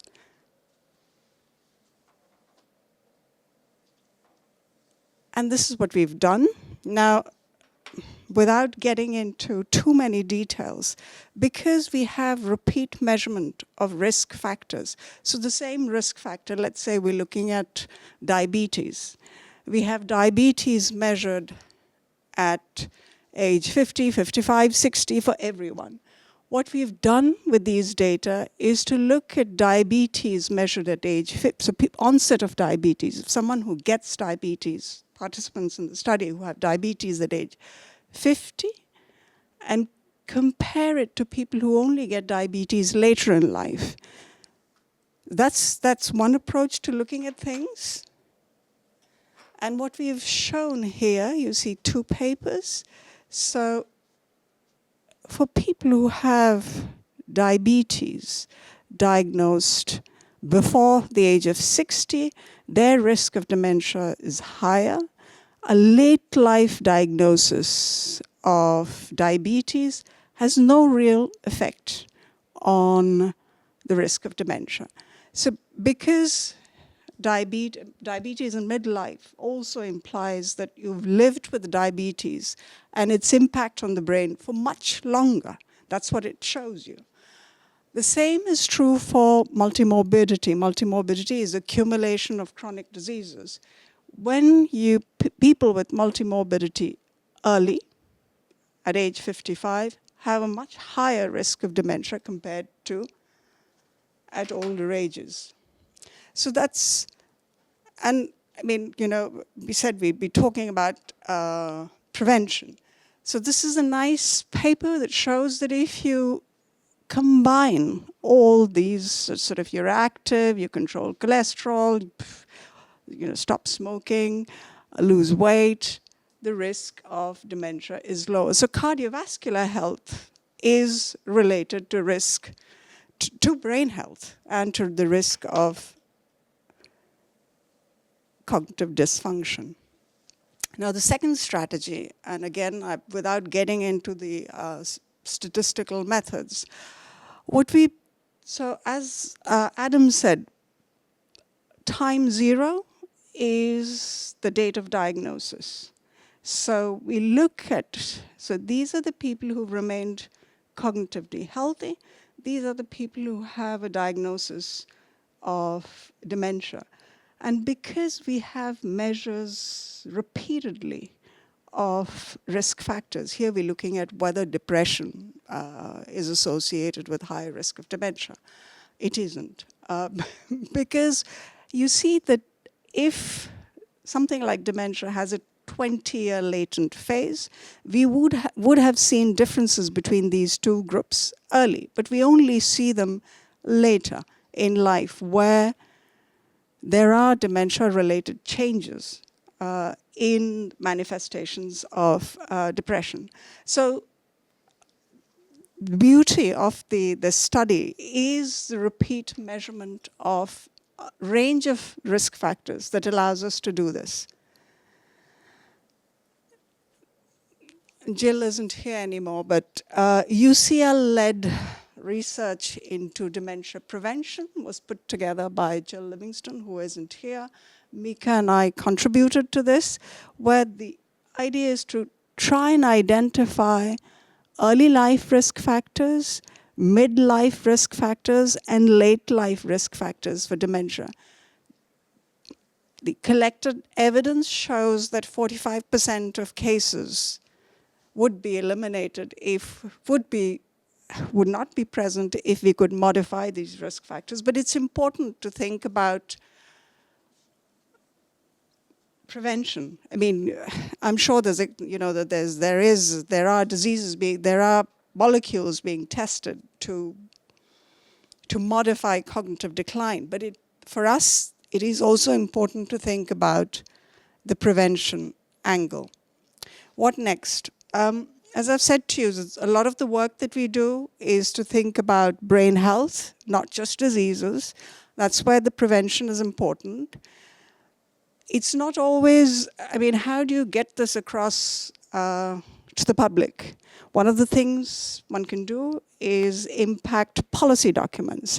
So we did this for, I don't know why we did this, but not for this presentation. This is one of my slides, where we looked at all the times our papers have been cited. Our papers on cognitive aging have been cited. And the red dots show you the papers that have been included in policy documents. So that's one way also of trying to get this across to the general public, that thinking about brain health is important. Now, in terms of new things, what we're doing is we're looking at biomarkers, and this is the research. This is not my research, it's someone who works with me, Severine Sabia. She's been interested in looking at circadian rhythm, physical activity, sleep patterns, and whether it impacts cognitive aging and the risk of dementia. The interesting thing here is to do this research in the Whitehall study, of course, because I don't know how many of you wore the accelerometers, I think about 10 years ago. So we have those data, and then she's going to look at this in patients in a memory clinic. Why is this important? Because here you see the differences between even someone with Alzheimer's disease and Lewy body. These are two types of dementia. If you look at the activity levels, they're completely different. So could we use these data to be able to detect disease earlier? That's the question. The second part of the work, and I think this is my final slide, is, as I said to you, that we've got blood samples stored, and there is a lot of work on identifying blood-based biomarkers for Alzheimer's disease. So we've got stored samples, and recent work suggests, I mean, this isn't our work, it suggests that some of these biomarkers might be useful. So we've had the assays done and analysis underway. So hopefully there'll be a paper out, and results, of course, would be communicated to you. Thank you very much.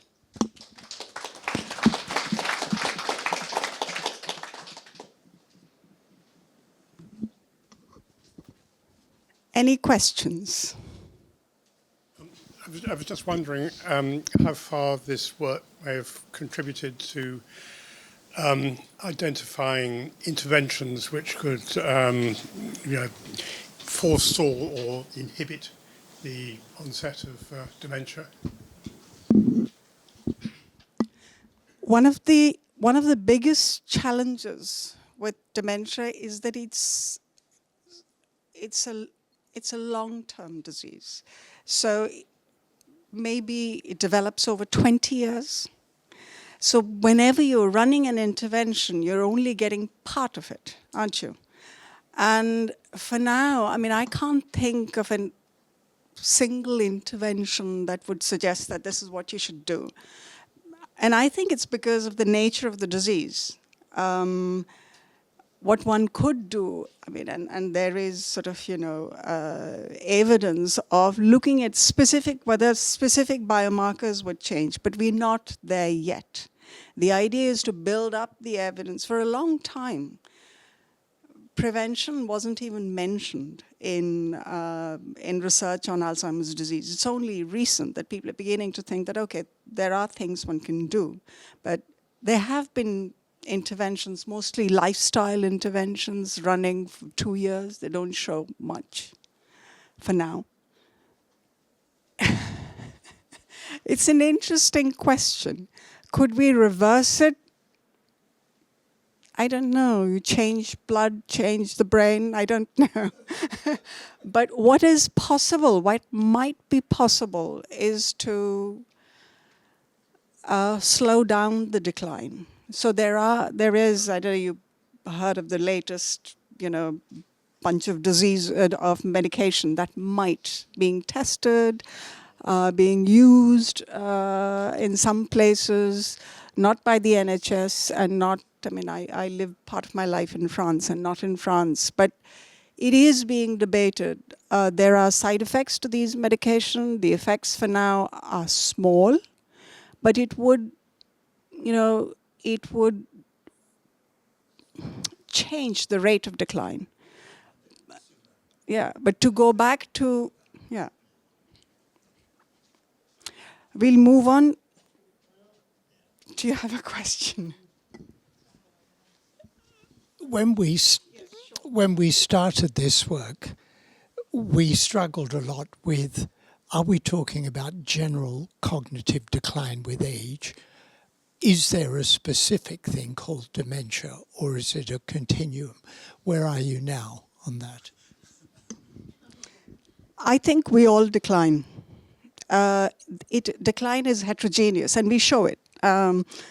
If you look at people aged 50, because Whitehall, the birth years are 20 years apart, so the age range, there's a 20-year range at birth.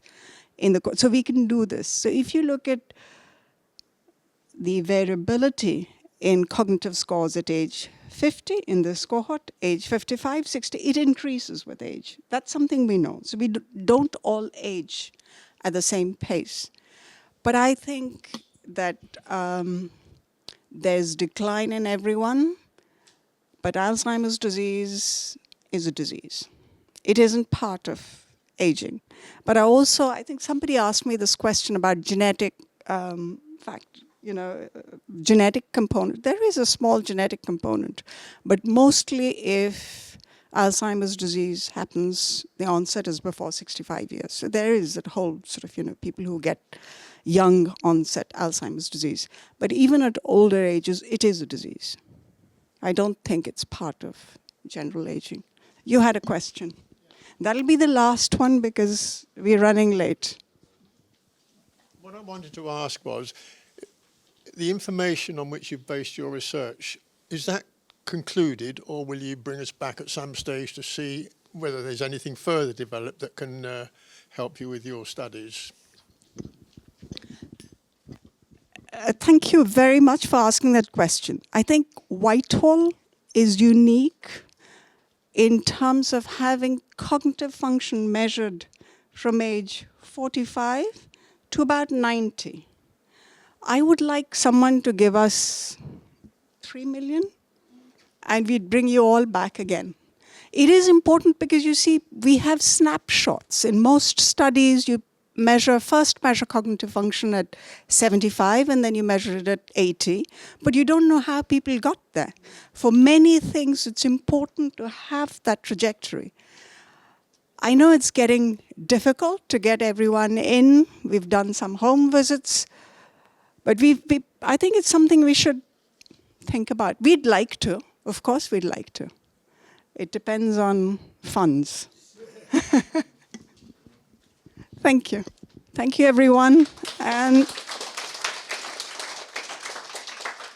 Mika's going to talk to us about future directions. Yes, so actually this continues to your question. So our aim is obviously that Whitehall study is a lifelong study, so that we follow up until the end of or the full life course. That's the aim. And I think there are reasons why we think that we can contribute to science also in the future.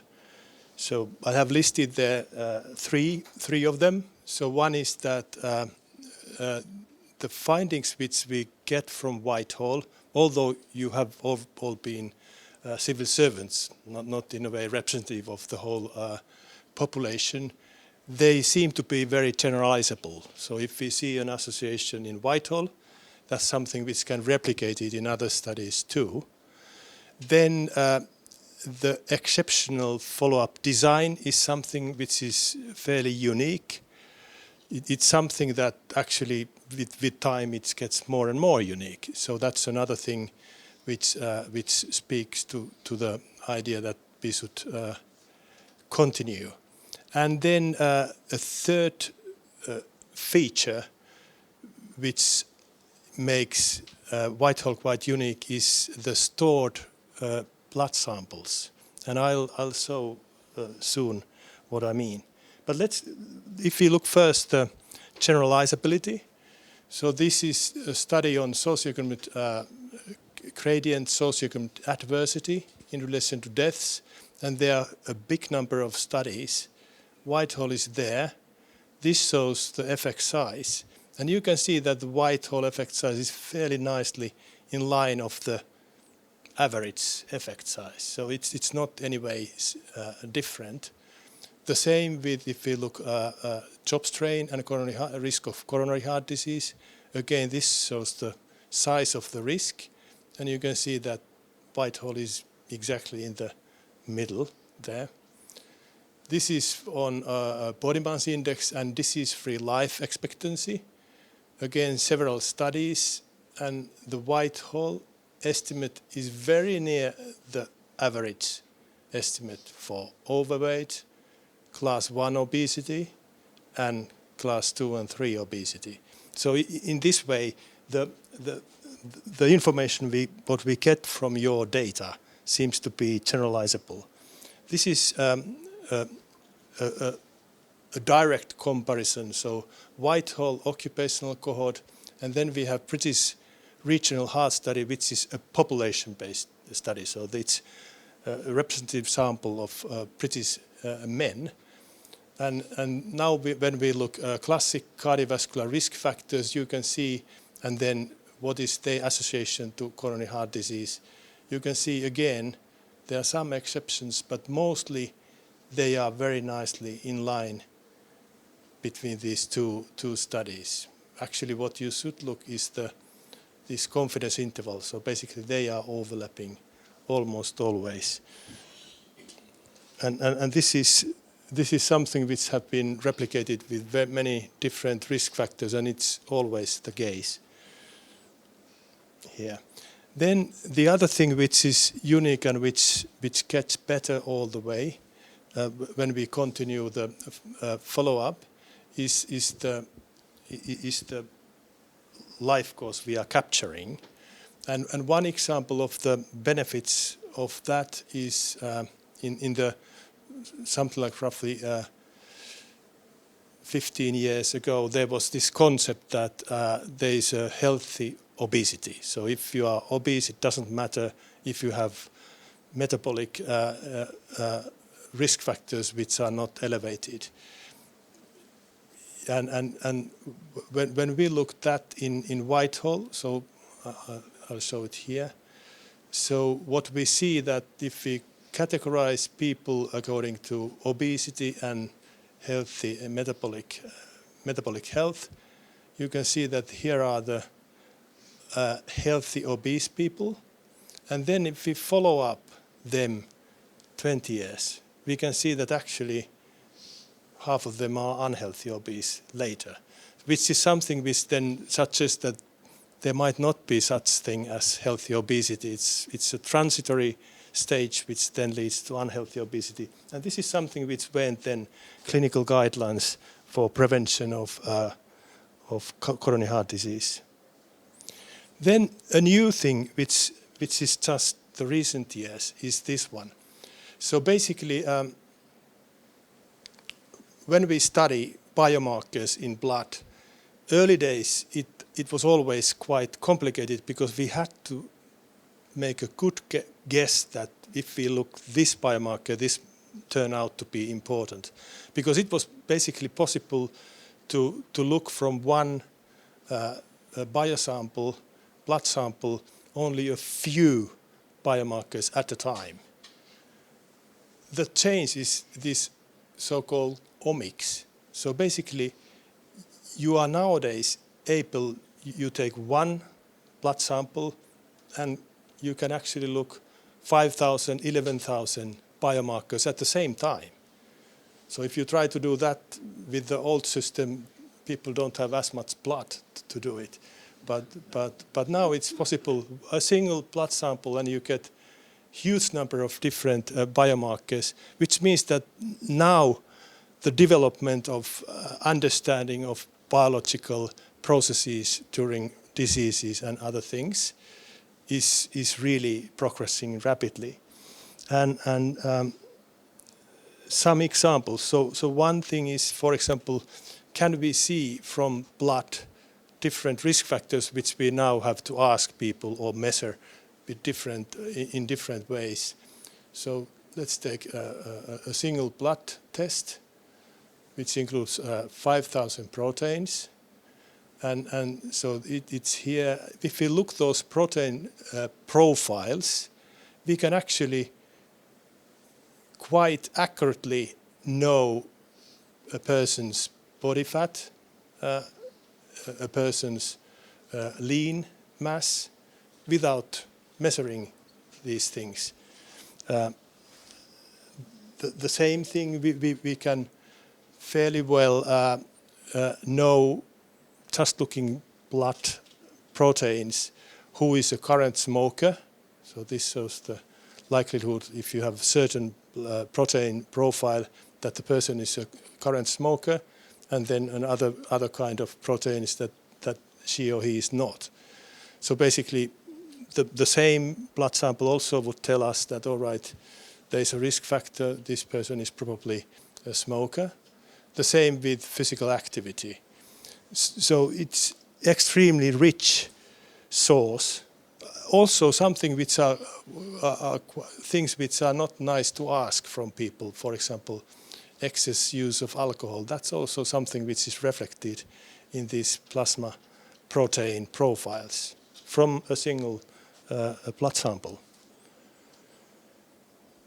Then there has been an idea that, so we have now, for example, UK Health Check is looking at whether a person has a high risk of coronary heart disease, and then there are different measures prescribing statins, lifestyle change, and these things. But they are fairly crude. And now the question is that if we suddenly have knowledge of thousands of proteins in the blood, can we actually know more accurately a person's risk? And this work is progressing also quite rapidly. One thing which is something, if we look totally healthy people, is that if we can look biological aging. So basically your chronological aging can be, let's say, 65, but your biological aging could be 55 or something. And it has become quite clear that this is also something which is fairly easy to measure from blood samples, profiling the proteins. And what they show that actually people don't, the body is not aging at the same rate. So basically a person can have a faster aging kidney, but otherwise aging normal pace or heart.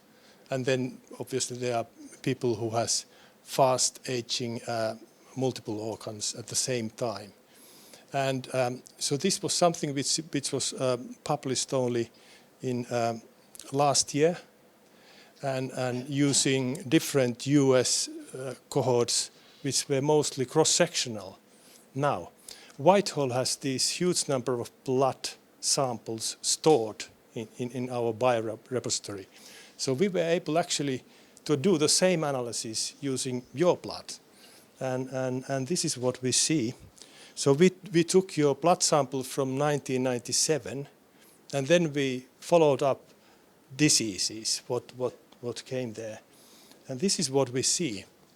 So basically, it's a colorful photo.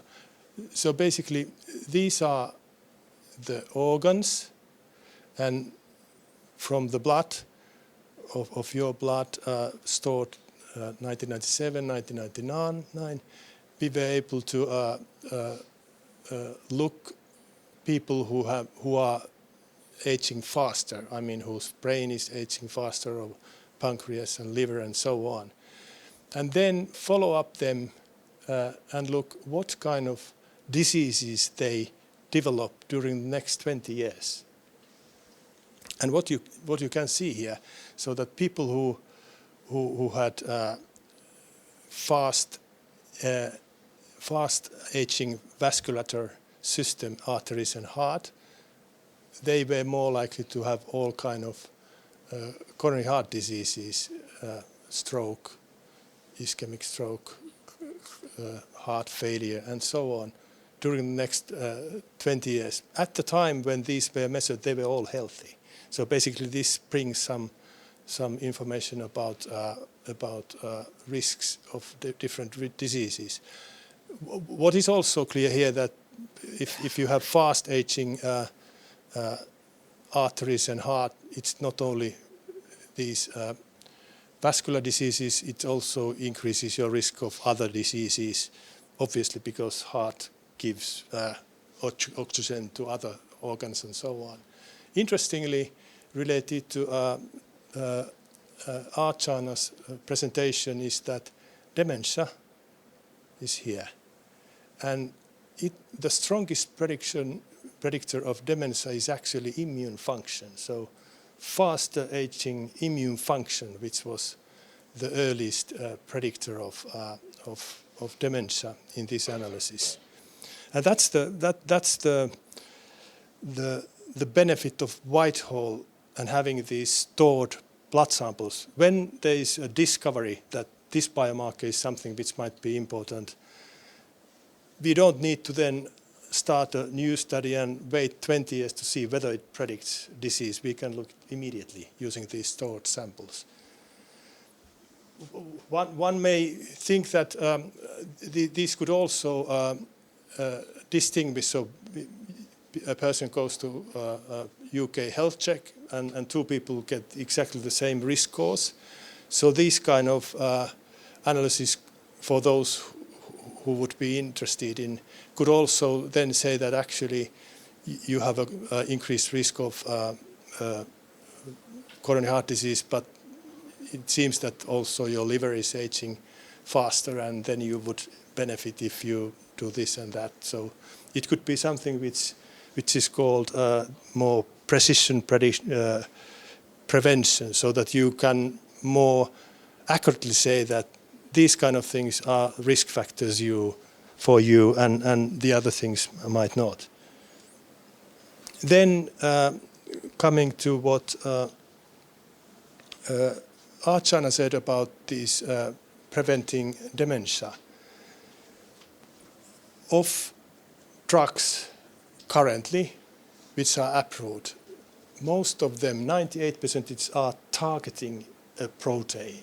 And now we are able, in a way, look huge number of proteins much, much earlier than the disease kicks in.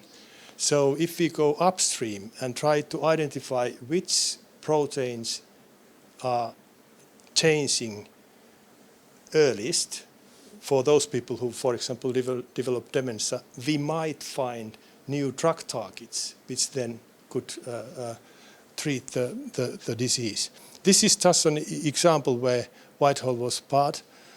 So looking from 5,000 proteins, there was an effort to look at which, and this is p-value, so it shows that if these plots are high here, it means that they are strong predictors. And it was looking incident dementia within 15 years, and then after 15 years, so really long-term predictors. So if you want to find potential new drug targets, you look what are those proteins which are predictive also here. And so this kind of research is now going on, and what we hope is that that we are able to identify new drug targets for prevention and treatment of dementia. But at Whitehall, because there are so many thousands of proteins, it's too small. So basically, we need to pool data for other studies too. And this is something, it's called the Global Neurodegenerative Proteomics Consortium, where Whitehall was part to found that consortium. And this will be launched next month in Nature Medicine. So it includes other cohorts which have measured proteins to be able then to make more certain detection of those proteins which are potentially driving the association with different dementias. So now there are 300 million protein measurements there, which gives big numbers. And this is the last slide, with how we think that it's possible to also make use from these blood samples, which is possible to analyze so many proteins at the same time. So there is a disease called pulmonary hypertension, which is a right side of the heart problem, and a new medication has been developed for this disease. But the problem is that for some people it's effective, and for other patients with pulmonary hypertension it is not.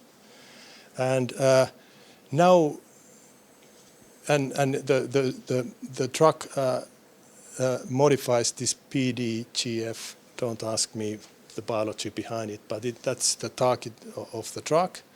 And it's again something which you can see in the blood, in the protein profiles. And if we analyze protein profiles in these people who have pulmonary hypertension, there are actually 4 different groups of the patients. So they have the same diagnosis, but actually they have different protein profile. And one of these profiles, cluster 3, named here, so the color tells how strongly these proteins are related to those proteins which the drug is targeting. And you can see it's these people whose profile match the drug. And that means that if you take this kind of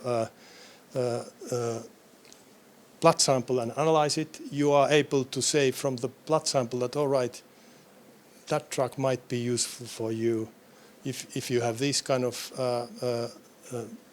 protein profile. It doesn't help. So you don't need to try and find out. You can immediately target to people who will benefit it. So basically, in this way, these blood samples actually are quite useful, and especially in Whitehall, where we have repeated measurements, they may help to achieve more accurate and refined risk prediction, to help more people to really know how to avoid the risk. They might improve the diagnosis, so that actually pulmonary hypertension has several subclasses, and you can tell that you are in that subcategory, and this is something which benefits from a certain treatment. And it also could be something which advances etiological understanding what causes the disease. And when we know that early, it might help then to find a drug there.